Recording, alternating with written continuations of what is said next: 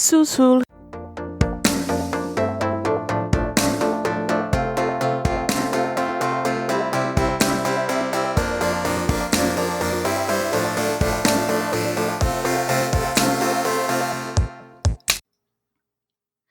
Hello and welcome to Under the Plumbob, the podcast about all things related to our favorite game, The Sims. Sims 1, Sims 2, Sims 3, Sims 4. This podcast is produced by a couple of good friends with similar interests. Yes, I have made the joke before. No, I'm not sorry about it. I am Melissa, your sometimes host and friendly neighborhood editor, and I am joined today on this episode of Social Bunny with Jane. Hello, Jane. Hi. How is your July going? It's all right. You know, it's a little bit chaotic because I'm taking summer classes, and that's always insane. So, oh my gosh, I don't envy you. I don't. I mean, good for you, and education is important. But I'm really glad that those days are behind me. Personally, I don't know why I did this to myself. We're all gluttons for punishment. I understand. Too late now. Anyway, we're too far in. Anyway. Yep. So you know how this goes by now. If you're a new listener, welcome. We, on Social Bunny episodes, talk about the latest news and updates in the Sims world. So recently we had a Maxis Monthly update. We'll talk about that. We'll talk about some subsequent patches and some other news going on in our world. A week or so ago, the Maxis Monthly took place, and this was a big one, not so much in terms of gameplay necessarily, but design-wise, there were some pretty big changes. Jane, how do you feel about the overall look and feel changes of The Sims? You know, I think it's okay, except that the bright blue hurts my eyes. Like, thankfully, we'll talk about that. We'll talk about that. But I mean, in general, I like it. Just not the bright blue. That's a little much. So let's roll through these changes. First, we have the Plumbob. Our famous diamond rhombusy rotating being that sits above our Sims' heads. Got a little bit of a kind of like an Art Deco redesign. It's a little, what's the other word for it? It's Art Deco, but it's sort of like very geometric and kind of like geo-modern. I think it's cool. What do you think? I like it. You know, I think it's definitely going to take some getting used to. It's definitely different. I liked the old Plumbob a lot, but this one's all right. It's not my favorite like design they've ever done or anything, but it's not like horrible. I don't hate it. You know? Yeah, I don't hate it. I think it's interesting and good for them for kind of mixing things up. I mean, when did Sims 4 come out again? 2014, I believe. It's a fact that we should probably know off the top of our heads. I do not. Jane, thanks for coming in clutch. So it's been 5 years since this game came out. And I mean, I, for one, find it interesting that there are these redesigns coming in. I feel like about this time in the lifespan of other games, they maybe have announced the next version, as in Sims 2 or 3 or 4. So I, for one, am happy that we're not getting Sims 5 right now. I don't think we need it yet. I think there's plenty more. I think plenty more to do. Yeah, I definitely feel like Sims 4 is still, I shouldn't say it's in an unfinished state per se, because the base game is obviously complete, but in terms of DLC and the extra things that you pay for, I would say it's not complete, because we're used to getting certain kinds of expansions every time there's a new Sims series. And not all of those have come yet, I feel. So, you know, Jane and I stan University. I think we're the only ones on the team who are that excited about it. So, and it's funny because it's like in real life, I do school and I'm like, oh my God, this is so boring. But in The Sims, I'm like, ooh, this is fun. I'm going to have my Sim go to a frat party and get drunk, you know? Like, Sims 2 University, definitely the best, for sure. I haven't played Sims 2 University in forever. Oh, I thought you meant ever. I was going to say. No, I have played it, but I mean, mostly though, so the way I played Sims 2 University, this is a side story, this is a tangent, but I was playing... tangent? Yes, I was playing as the Broke family, and I sent Dustin off to university, and he basically sat in his dorm and ate mac and cheese all day, so... I think I played him in college, too. Yeah, there's just something about that family. Oh, the Brokes. Very soon coming out is a Team Llama episode about the Broke family. You'll get to hear all about our love for all of the Brokes. So stay tuned for that, coming out soon. Ooh, fun. Yeah, Team Tangent, eat your heart out. We got tangents too. Tangents for days. Okay. Tangents for days. All right, so we got the Plumbob. Looks fine. The new box art. So obviously games don't come in boxes anymore. It's 2019. And as far as, download art, I mean, okay, I guess, does anyone still buy them in stores? I sound very bougie in making such an assumption. I apologize. Yeah, I think a fair amount of people. I mean, I'll buy console games in stores, but for PC, sure. I just download everything. So sure. So in the event that you are buying a physical copy of the game, the art that sits on the outside of the game when you purchase it and exchange financial means to pick up your game, that same art is featured in Origin. Those have all been updated. It's pretty cute. We've got streamlined looks, and I mean, it's said that kind of the style is made consistent throughout the different expansion packs, game packs, stuff packs. It's sort of, the Sims that are featured on each of those have kind of a similar look, not in that they're non-diverse, but in a sense that like the composition of the art is consistent. Yes. And I think they're nice. I like them a lot. Mm-hmm. The home screen when you open up the game. Tell us a little bit about that, Jane, because I know you've been playing a lot more than I have recently. Yeah. So the home screen, so there's now, like, if you don't have all the expansion packs, you can actually, I think, view the trailers like within the game itself, which is pretty cool. It's like they're in the menu and you can click on them, and they're basically embedded into the game, which is interesting. Smart marketing decision. Mm-hmm. And then there's the layout has been changed so that all of the packs, I guess, are listed across the bottom of the screen, which I did not notice at first. And then the other thing that I did notice was that the icons for new game and load game and the play button have been moved. I believe they were previously on the left side of the screen, if I remember correctly, and they've now been moved to the right.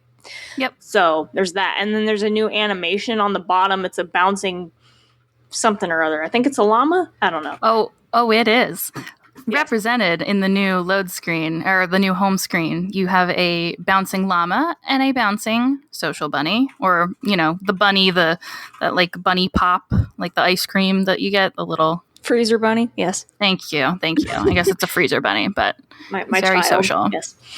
So I'm sure that is something that they'll embed some Easter eggs in and swap those out here and there for special occasions. For, the holidays, they'll give them like a little scarf with like candy cane print or something. Yeah. Cute.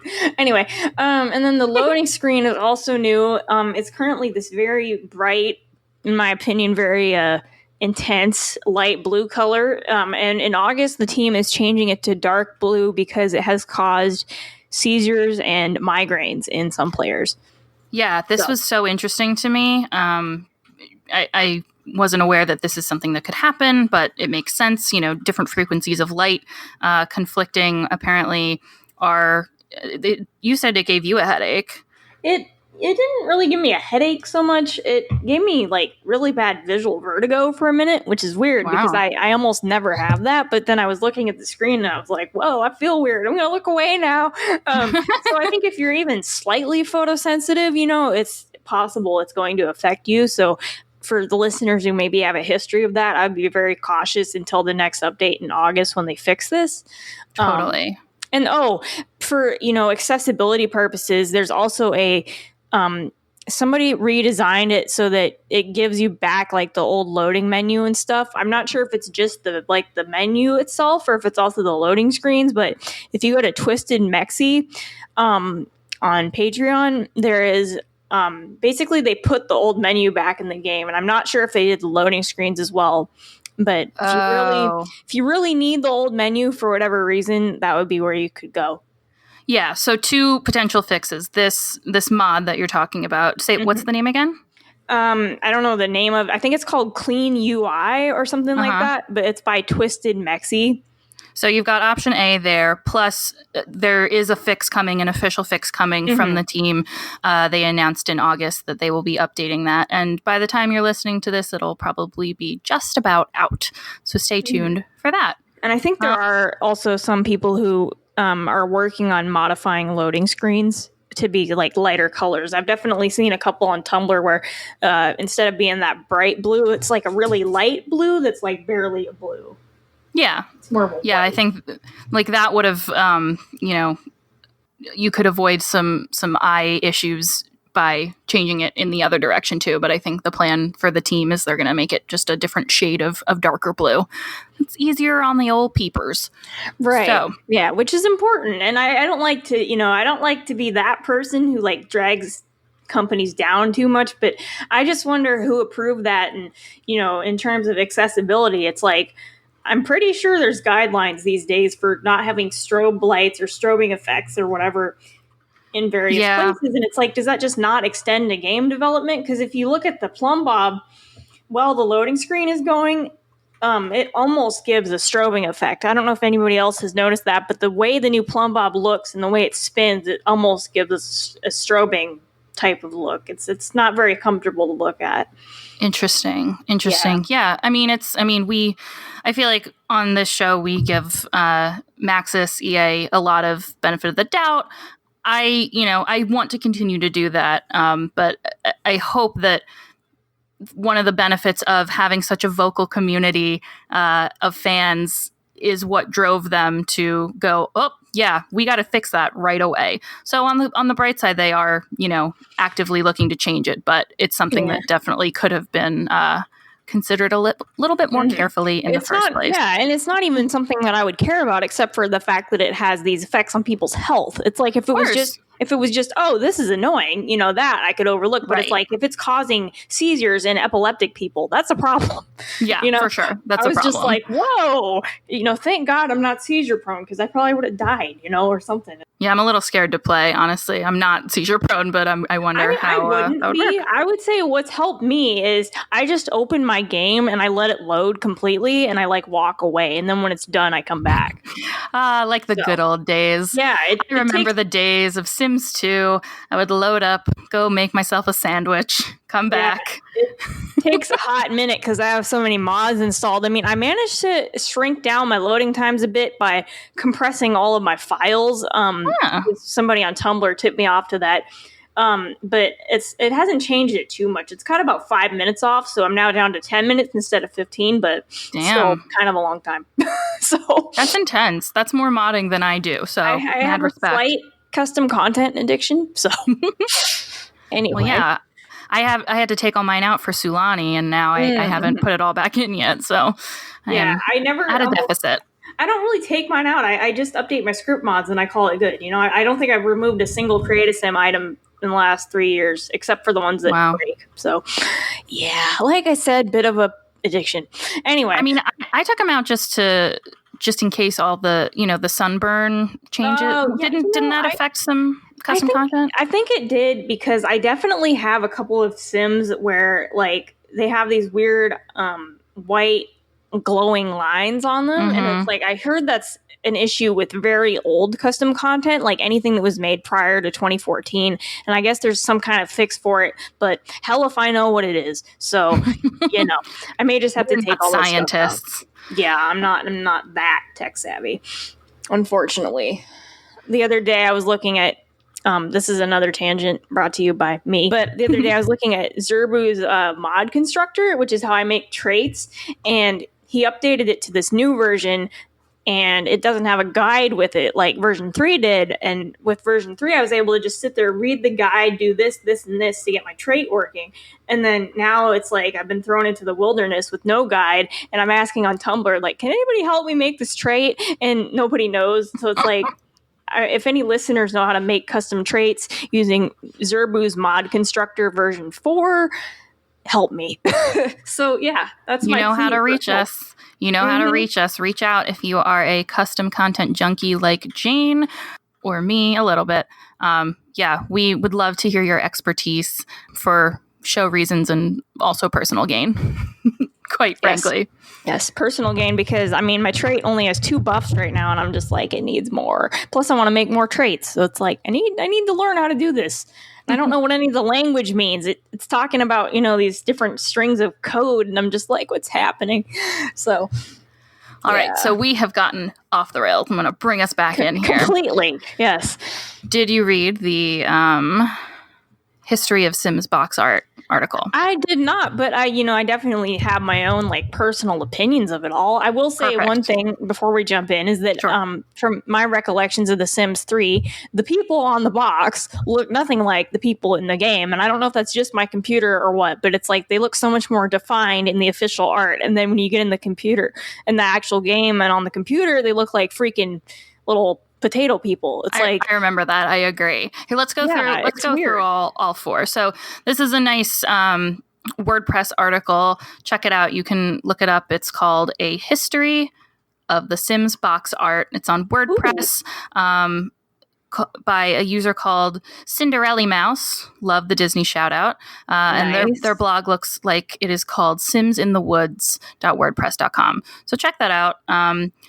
And it kind of goes through and details how the front of the game looked in every iteration. And it makes some interesting points. So Sims 1, if you'll recall, it's got like a 1, 2, 3, 4, 5, 6. It's a grid of 9, and it's all different Sims.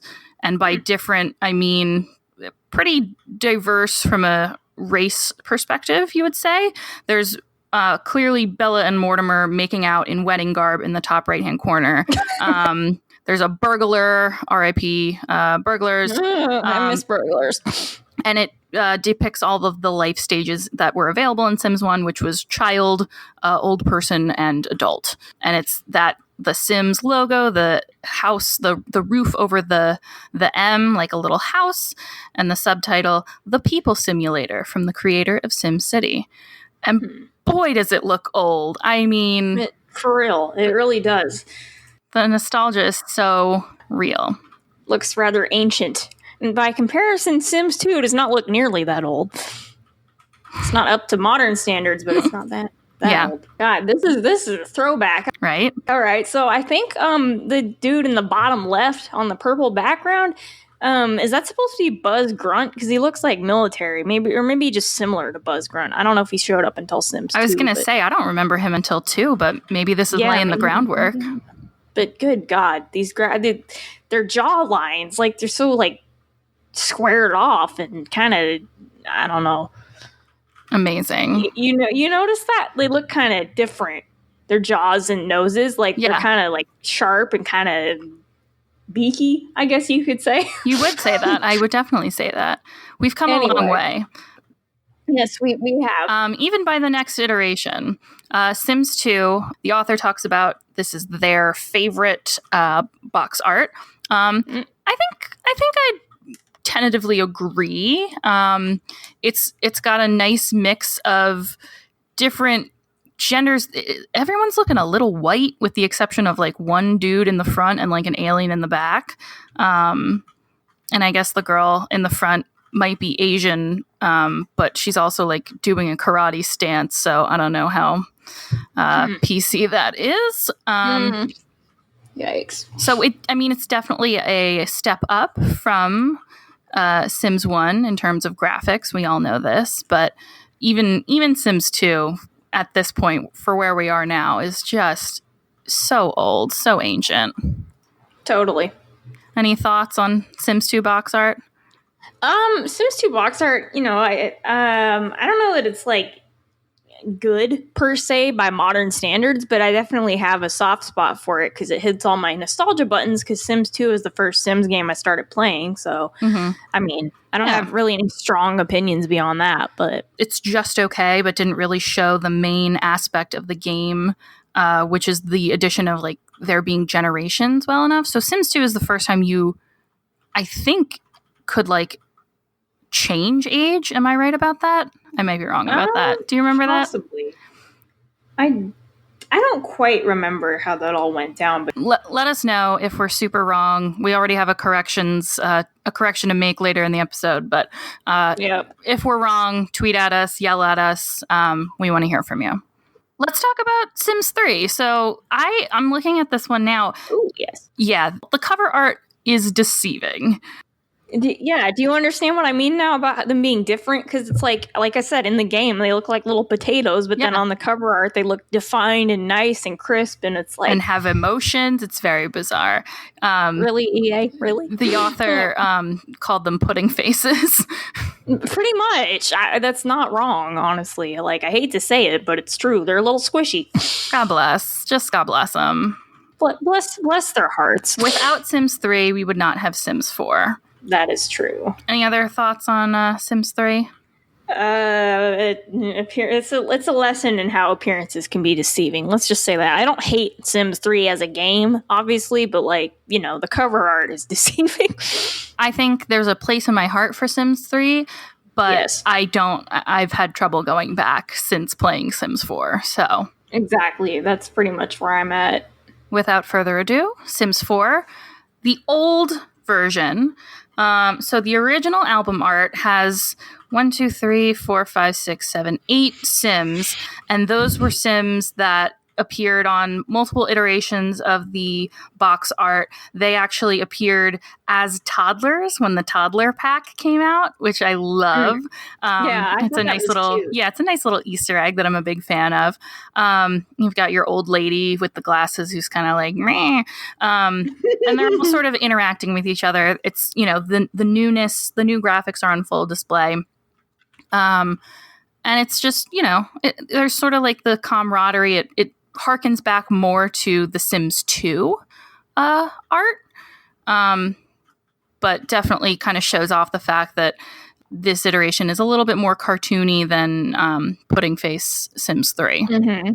Yeah, I cartoony. You kind of hit the nail on the word, or the nail on the head there, because it's like, I don't know. I just feel like this particular Sims game, it's like the art's very different from the past ones, and not even just because it's like better defined. If you go with like the default Maxis look for your Sims versus installing a bunch of custom content, they look very like you said, cartoony. It's like they look like little clay people. It's interesting. I mean, I really like that art style. I know a lot of people are kind of like, give me the alpha CC and make this realistic. I do too. I just need my alpha hair, and then I'm happy. I'm like, yay. But I totally get it. That's just me. I download I don't like Max's hair, but I'll do Max's everything else. That's fair. I think that's a fair assessment. So the newest iteration kind of blends all the great things about all the past iterations. We've got Sims of all different diverse backgrounds, making each like unique facial expressions, which I think is meant to show off like there's all kinds of emotions you can play with. You got a chef with cookies front and center, a guy taking a photo. In the bottom left-hand corner, there is a girl with her arm around another girl with pink hair. Now, there's speculation there. Obviously, we don't need to go too deep into this, but there's speculation that is an LGBT couple on the front of a game, which, if that's true, that's pretty rad. Yeah, that's excellent. I mean, I'm here for it. Some would say like that's a little bit much to go into just from cover art, but I think these Sims that appear on the cover are like the Sims that appeared on the old 4 cover. So all of those Sims were your pre-mades that would come up when you entered Create a Sim. So do you recognize any of these, Jane, from the new Create a Sim when you open your game as characters that you just kind of generate? I did get one of them. I got the blonde guy. But other than that, I haven't seen them yet, because I think with me, my game is a little different because I have custom skin tones installed. So a lot of the time when my Sims randomize, they come out as being African-American Sims versus, just whatever other base game EA skin tone, because I have this huge pack of African-American skin tones. So I haven't really seen a lot of the new pre-generated Sims yet, but I'm hoping more of them pop up because I want to actually put them in my game. So yeah, there's been some talk about each of these Sims having their own kind of backstories, as do the ones on the old 4 album art. I think they were all uploaded to the gallery recently by Maxis. So if you do want like their quote unquote official stories, then you would want to go to the gallery and download them. Yeah, so check those out. Thank you again, Cinderella Mouse, for this very informative and thorough analysis of Sims through the years. Yep, it's very helpful for us, so thank you. You're making our job a lot easier. So speaking of that new Create a Sim, you've been in there, Jane. I don't know how much you've played with it. We've got a couple testimonials from other members of the Under the Plumbob squad on how the new Sims Stories functionality. So they announced this in the July Maxis Monthly. This is thrilling to me because I'm one of the people who really misses the sort of built-in storylines of Sims, and I'm really interested to see, how this plays out for me. Basically, you enter Create a Sim, you're given sort of a blank slate, shadow of a Sim, and you go through this kind of personality quiz, and that generates your Sim's traits and aspirations, as well as a couple hidden features and traits like starting funds, your career, and your skills. So the quiz will compute all of that based on your answers, and then all the settings are locked, but then the Sim's physical appearance can be changed. So you can either opt to go through that process or go through your regular, customize every piece of my Sim that we're used to. So, do you have opinions and thoughts on this? I do have thoughts. I've only gotten to use it once, but I like it so far. I'm definitely planning on utilizing it for... I'm going to start doing a Sims story on Tumblr, and I'm definitely going to use it for that because I tend to, I think, make the same Sims over and over. I tend to give them the same traits and kind of make them look, well, not always look similar, but they're definitely similar in terms of personality, and that can be kind of a problem, especially with like in-depth storytelling, because you start kind of regurgitating the same plot lines over and over. Nerd, bookworm. I think What's my other one that I always do? Right. I always do like creative, cheerful, and family oriented. And it's like not everybody is all creative and cheerful all the time. It's like some people are, criminals or whatever. So now it's like, if that's what I generate, then that's going to be that background character or whatever. So I think it's handy for stuff like that, where you fall into the trap of just making the same Sims over and over, which I think a lot of people do. Yeah. And I think this is the developers really listening to feedback from the fans and understanding how our gameplay has evolved over time with all the different games. I think we talked about it in the last Social Bunny about the randomized traits button that you get when aging up or when creating a Sim. So this just takes that one step further, and I really like it. Yeah, it's really handy. Both those things combined are really handy, especially for like storytellers, but you tend to fall into a rut as, the generations go on. Yeah, you got to have some continued randomization to add to the spice of life. So Vanity gave this a try too, and her testimony I'm just going to read verbatim because it's very Vanity. All right. First, you have to click the Add a New Sim button in Create a Sim to get started. Do not, I repeat, do not make your beautiful Sim with their amazing clothes and hair and then go to make the story, because you will see that nope, you cannot. Sounds like Vanity was a little, went the wrong direction. So little disappointed. Disappointing. So quiz first, then customization. Okay, on to the story. It first asks you lots of random questions, like the sorting quiz on Pottermore. Shout out to our Harry Potter fans. Or those personality quizzes you take when you apply for a job. Based on those, it gives you an aspiration, traits, and skills. Once you get into game, you are already a level 3 in your career. At least Vanity was in her playthrough based on the quiz that she took, which she thought was pretty cool. And it gives you a storyline, which is all Vanity has wanted in Sims 4. So thanks, EA, she says. Since I know you're listening, you spies. So thanks, Maxis and EA, for hearing us, all of our asks for storyline capabilities. I'm really excited. I'm excited to try it myself, and I'm just excited for what this means about the game, because it really shows that, the voice of the people has been heard, and I am of the positive camp that feels that happens a fair amount, so I'm happy. Yeah, it shows that it's evolving. Don't worry, guys. We'll complain later in this episode. In fact, very soon. It's true. All right, so what else? We have now 1,000 or more, actually, new build objects unlocked across all packs. So, there's a bunch of new, basically, debug build items. There's a new cheat you can type in to get to them. It's bb.show live edit objects. Yeah. This is pretty cool. So all of those, anything you see, not anything, but many of the things you see in the world of Sims 4 that you're like, I wish I could add this on my own lot.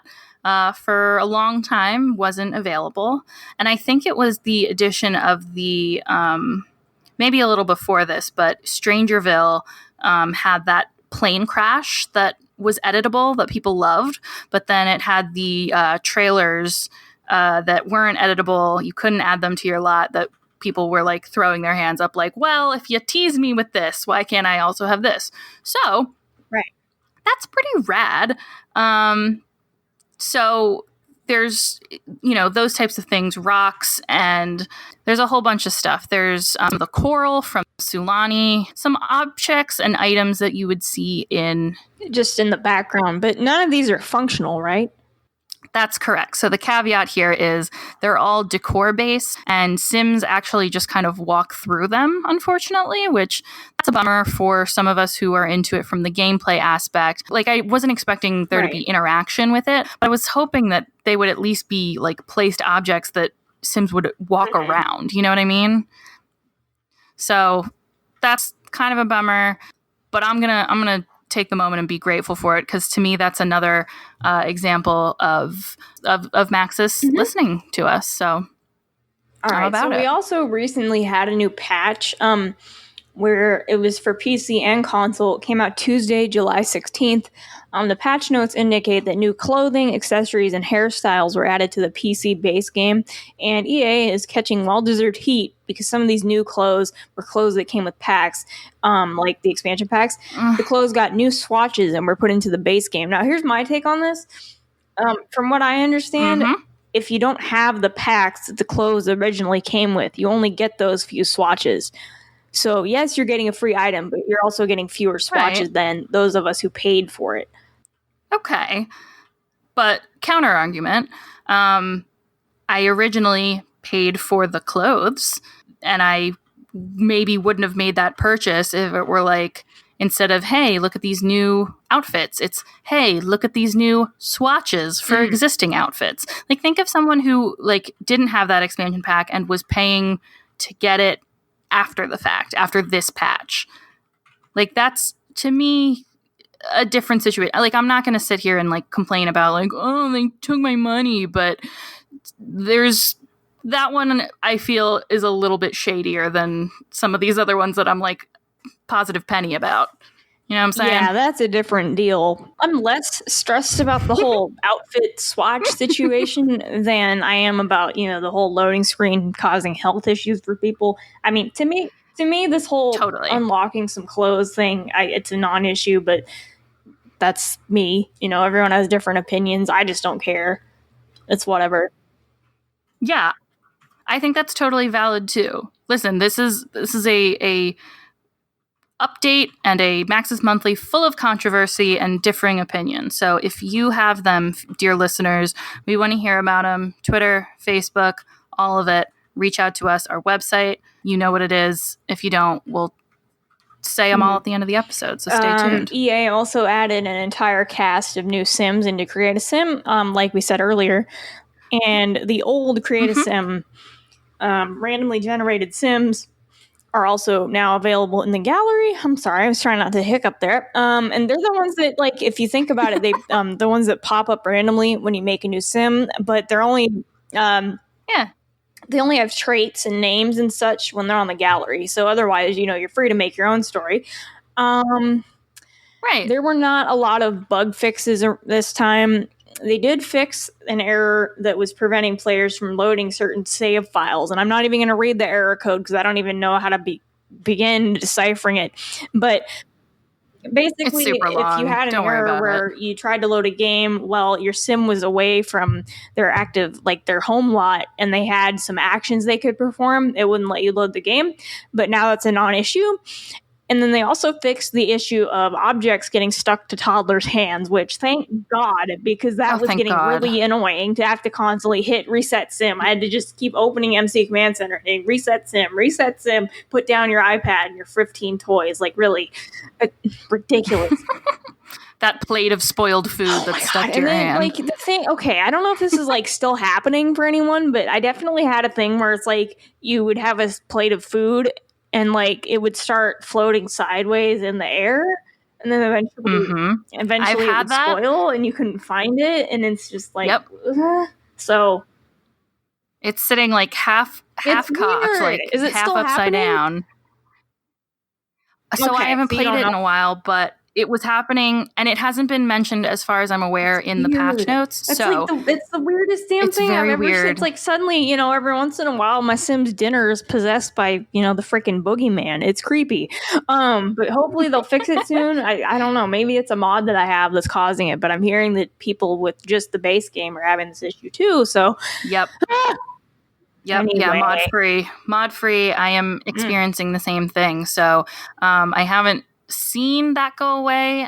Stay tuned to the show in its regular episodes. We'll try to give some regular updates on episodes and in our social media on whether or not that has been fixed. But I have faith that they've got their eye on it and that future patches will fix that issue. I'm about to slide into the forums and be like, what's up with the food going sideways? Like, what is this? Anyway, the Sulani animation on the world select screen is now going to display properly for players who don't yet own Island Living. Thanks, marketing team. For real. Within the tutorial, your friendly roommate, Alex, will now successfully give your sim a job again. I don't know about the tutorial. I've never played it, but that's good that there's no glitches anymore. Me neither. The main menu will continue to display the pack art that you've selected until you decide to change to a different one. So that's cool. On the Mac, they fixed an issue where camera controls for rotating and zoom levels were behaving inconsistently when using a trackpad. That must have been a massive pain in the ass. So it's a good thing they fixed it. Yeah, I bet. For vampires, they fixed an issue where vampires were failing to route when directed to perform the dark meditation and influence emotions powers. So basically, I guess they would just stop and like glitch out. That's my guess. So that's good that they fixed that. Island Living is now out on console as of July 16, which is a very fast turnaround for a pack from console to or PC to console. Sorry, not console to PC. It's the other way around. Yeah, that's a big one. And also, it wasn't mentioned before. I didn't mention it before. We didn't mention it before. But all of that fabulous new art for all of the games, they're going to be updated for console very soon. They're not yet, but very soon, all of that will transfer over to console. Very cool. Right. There's dropped in the script here, there's a screenshot of the really big cat statue. Aww, he's so cute. Look at it. Look at his little face. I love him.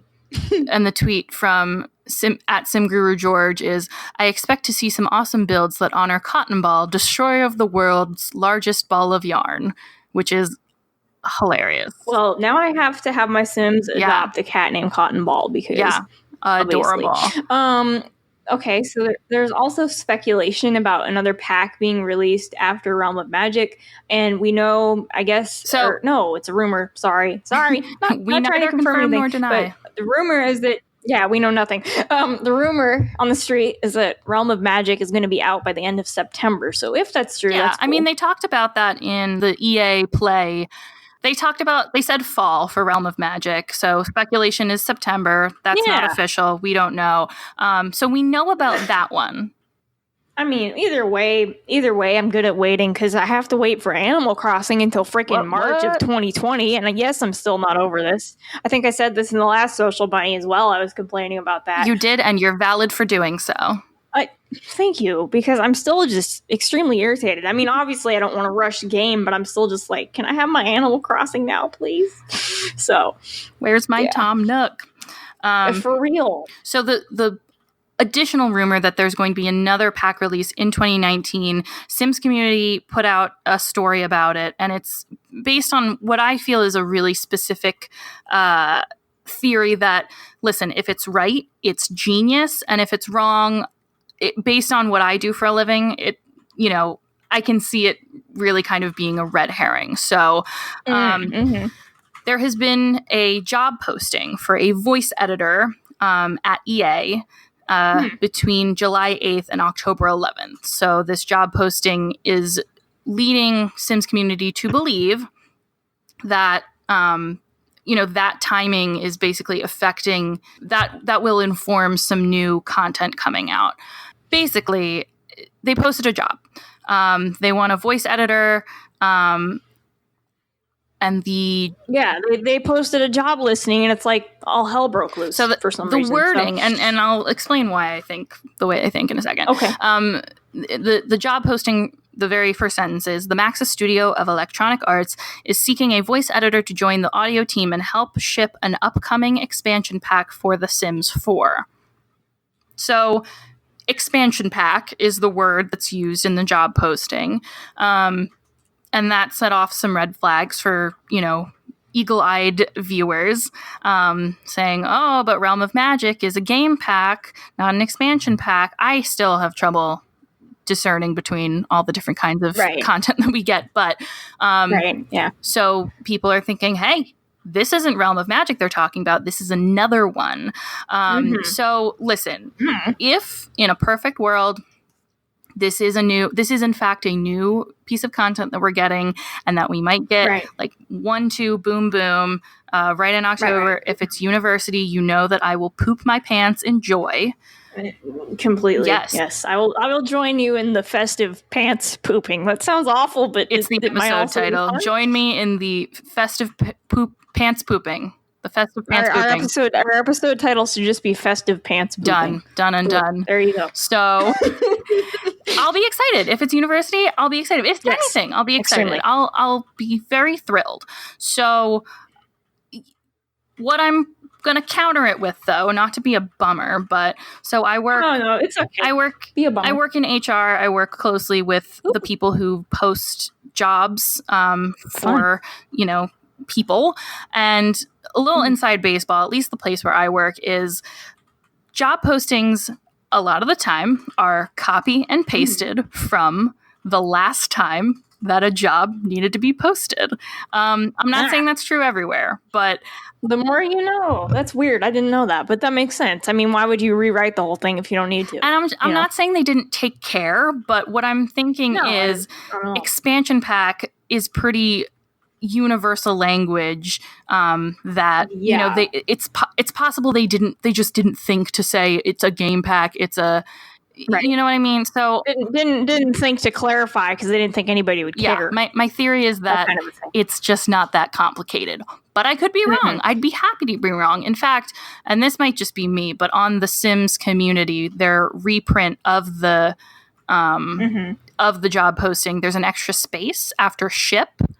See, here's the conspiracy theorist in me coming out. So it could have been that they wrote, Maxis Studio of Electronic Arts is seeking a voice editor to join the audio team and help ship extra space. And then they were like, an upcoming expansion pack for The Sims 4. So who knows? Right. Maybe they almost added too much information. Maybe. Who's to say? It's certainly not me. Here's what I think, and here's why I think that people who think there is going to be another expansion are probably right. Because based on the pattern of past releases, it seems like we keep getting expansion packs specifically in June and November. Fair. So that's fair. That's just me spitballing here, but I could be right. I'm happy if I'm wrong, then I'm wrong, but I hope I'm right. Like I said, I would be thrilled if we got something new. And listen, the way to solve this, one of you listeners just apply for the job, become their voice editor, get the inside scoop, and email us under the Plumbob Podcast at gmail.com. I wish I knew the first diddly darn thing about voice editing so I could apply, but I don't. I don't know. I don't mean to squash it. I think I love a good conspiracy theory, so I am here for all of the speculation always. All we can do is wait and see. At the end of the day, it's like one of us is going to be right, and then the other person's going to be wrong. We're going to be, either way, it's like, life goes on. And I'm going to be happy either way. Yep. So, now for something very different. Jane, recently a new marketing video, a marketing component from EA Maxis dropped. And it's, from my understanding, it's meant to launch the new kind of look and feel, showcasing the new look and feel of the packs, but also the rebrand. The rebrand. Yes. Thank you for that word that for whatever reason escaped me. It's all right. And it sort of showcases the new slogan, "Play with Life," which I think is really interesting. And you can check it out. There's a video of it on YouTube, the Sims official page. You can always check that out. Basically, it runs through a couple real-life humans giving their sort of, face-to-camera testimonial of why they play The Sims and why they love The Sims. What'd you think of this one, Jane? I thought it was really nice. I think it showcased a variety of different kinds of people and different identities and such. And it's really important that we, get these stories out there. And EA and The Sims, it's such a huge platform. So it's nice to see, that they're trying to actually give, I guess you could say, marginalized people a voice, because I only skimmed through the video because I didn't want to get all emotional right before recording this. But I did see they had a transgender person, and then they had also, I think, a disabled person. Yeah. So you've nice, got people of color, people from different countries. They talk about being bullied in school and having Sims that they used as an escape, different sexual orientation, gender identities, like you said. And it's kind of nice because at the end, it's everybody's faces and they transform into their Sim selves. That's very cool. And, I can only speak for myself, but, that video kind of resonated with me because, as a young kid, when I first started playing Sims, I didn't know I was gay because I was like 9 years old. But for whatever reason, I kept pairing all the girls with each other. And then now that I'm older, I'm like, oh, well, that makes sense because it's like I did the same thing with my Barbies. So it's like, in hindsight, that makes sense. But at the time, I was like, okay, all the boys are ugly. All the girls get to marry each other. Like, that was literally my logic. It was pretty great. I still feel that way. I still have a hard time making male Sims. I'm like, all these men look like feet. This is not working for me. These men look like feet. They really do, though. Especially with if you just have a Sim that you just pull out to create a Sim and they don't have any skin details or whatever. It's like they're all ugly and you have to kind of sculpt them into what you want them to be. And it's just women are so much easier to make over. Anyway, you're not wrong. I love it. I thought it was. It spoke to me in that way too. You can make the Sims whatever you want it to be. You can discover. You can discover yourself. If you don't know you're gay yet, sometimes Sims is that vehicle. It's like, oh, wow, wait a minute. Why do I keep putting girls together or boys together or whatever the case may be? It's like, I would imagine, especially now with there being mods and such, there actually is a gender dysphoria mod and there's custom chest binders for transgender men. Just all these things. It's like, I can only imagine what it must be like to be a young person now playing The Sims and discovering all these mods and things and how much, I don't want to say easier necessarily it must be to find yourself, but it must be more comforting, I guess you could say, if you see yourself in that way. It's one of the great things about, how great Maxis and EA are about mods and community created content. It really kind of expands the possibilities for gameplay styles of all different kinds. If you're interested in hearing us talk more about that sort of topic, diversity in The Sims or just coping with life, playing with life with The Sims, episodes 15 and 16 of our podcast. Episode 15 is called How Do You Deal? And episode 16 is called Increasing Visibility. So those episodes we kind of dig deep a little bit. We get a little emotional on those episodes. So check those out. That's what this marketing video reminded me of, and I think it's a really nice, a cool and different way that EA and Maxis are approaching talking about The Sims. Yeah, and I did just now as you were talking, I went and found a link to the Sims.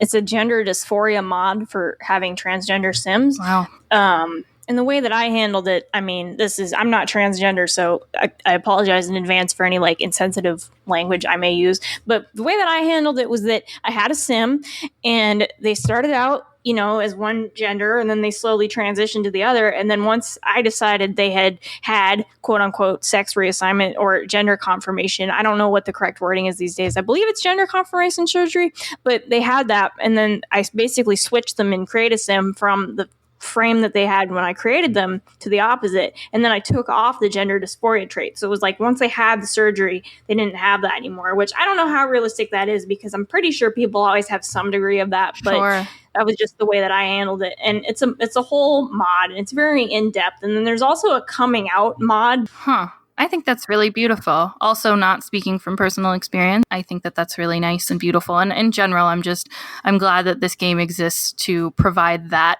vessel and that vehicle for people to, play with life in a way that they might not be able to do in real life. So, yeah. So I think we should add that link to the episode notes, just in case anybody wants to snag the gender dysphoria mod. And then the coming out mod, I think if you just Google it, there's a video on it on YouTube, and then the download link is from there. So excellent. Let's get this wrapped up and jump into our newest segment.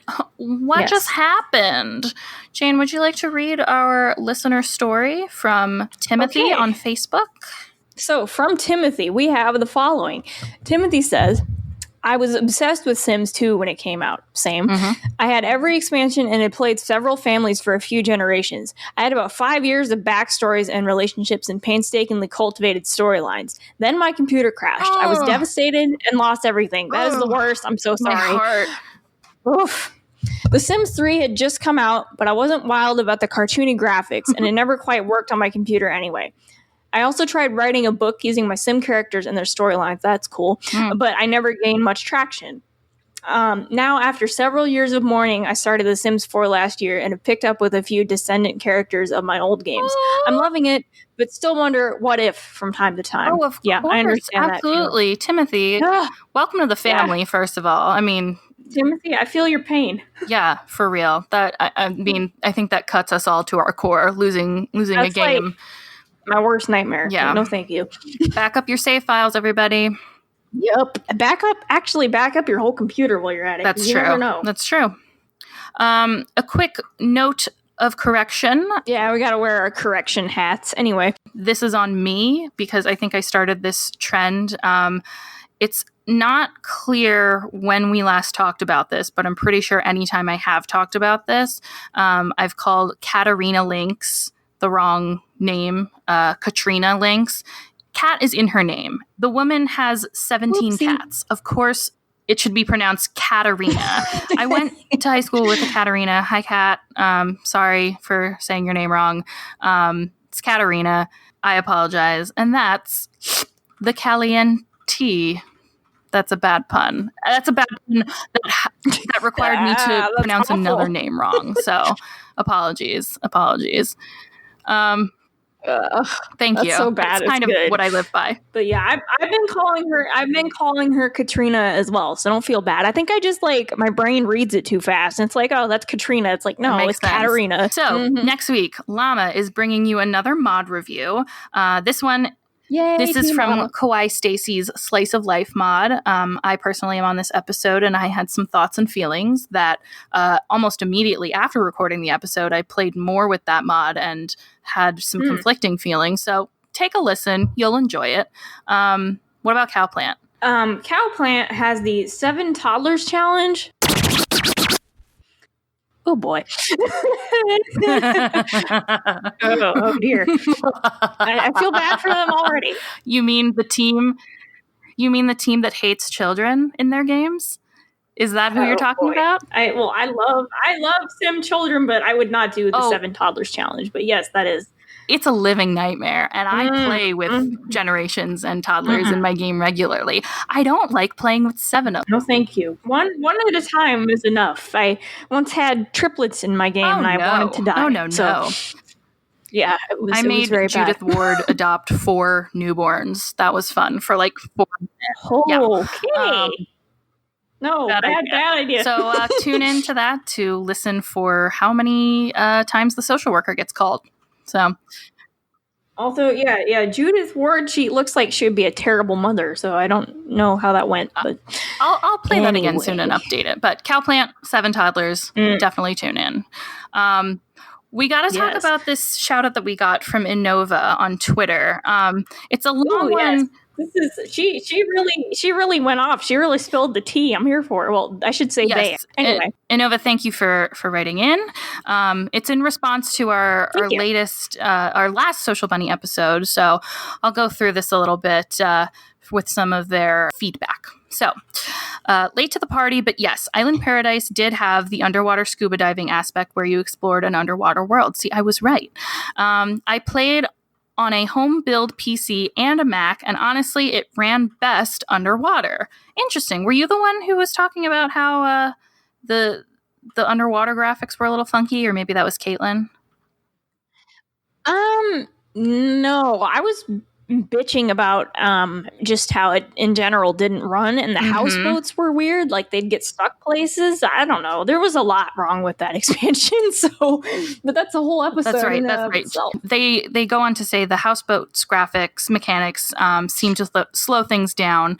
When playing on a houseboat, it was a graphics overload. The boats had a slight sway to them, then all the water movement around the boat had to be recalculated with the light gen every camera turn. Add to that fact that by the time people installed this game, it would be running with the base game and multiple expansions of DLC content. That happened to me personally, all of which is calculating in the background. So when you tried to move your sim around, it was a nightmare. So I can understand why we don't have houseboats in The Sims 4, but personally can't see the reasoning for no underwater diving world, as this wasn't the aspect of the Island Paradise that slowed my average level machine's performance. Okay, this makes sense now. The way she's describing it. Yeah, that makes a ton of sense. And I actually now I have some slight beef with the Sims team over that, because I feel like that does make sense. And, I never really got to play Island Paradise, to be honest, because it just straight up did not run on my computer. It would crash my computer. I have a gaming PC, and now I can actually go to that world. But when I do, my Sims just stand there for a good 30 seconds, which is awful. And it's so boring. It's literally unplayable. Like, it'll run, but I can't play.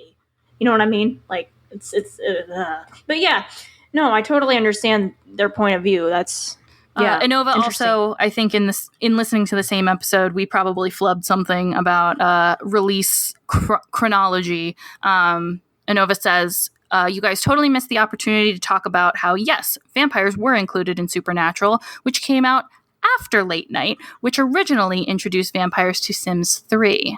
Okay, which gave people the option to have vampires without including the city.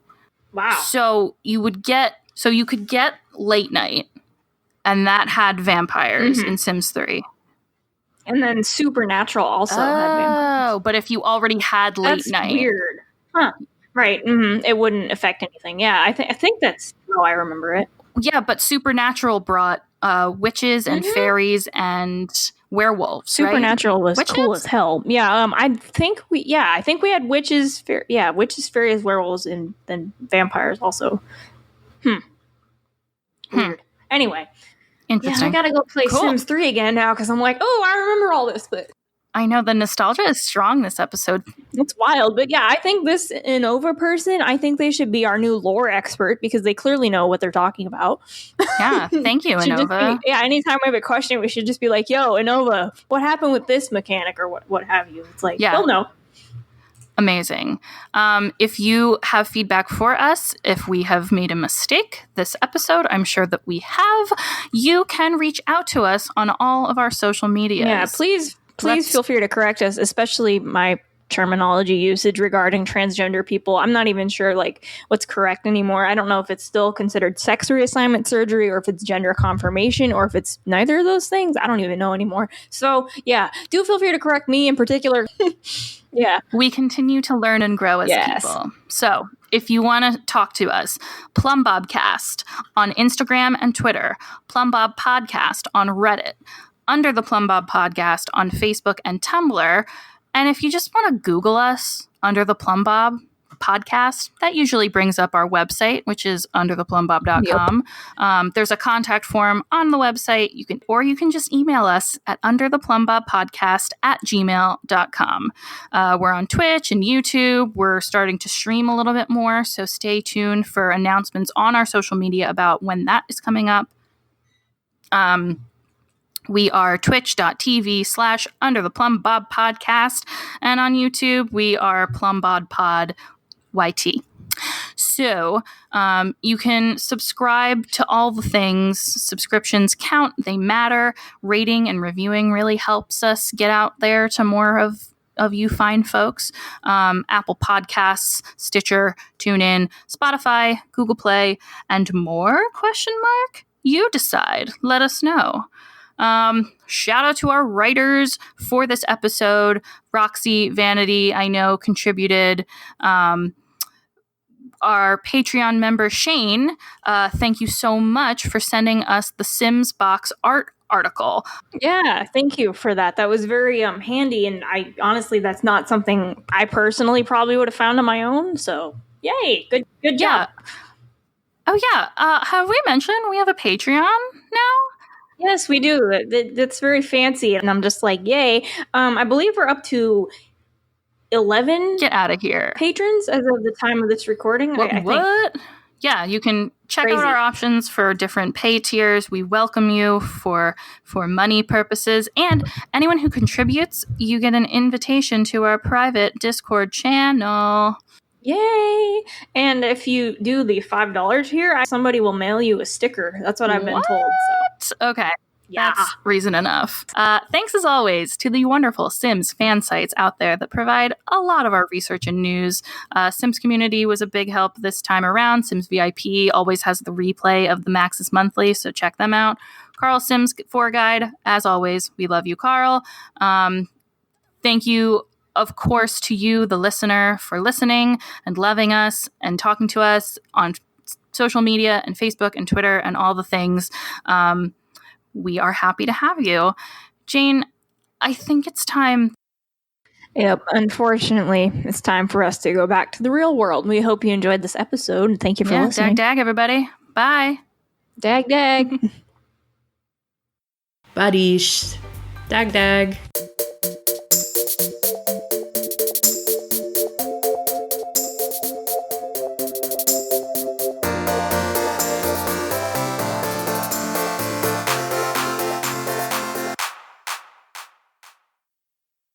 Do. Roxy is editing this, and she hates me, 'cause she is wondering when this is over.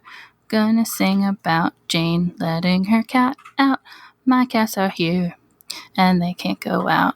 They are inside cats, and we live in a second-story apartment, so they can't go out windows or doors. They're inside, and they're happy most of the time, until they pee on my stuff, which I tell them not to do. But they're good cats. Generally, rescues are great. Ha ha ha ha. Do.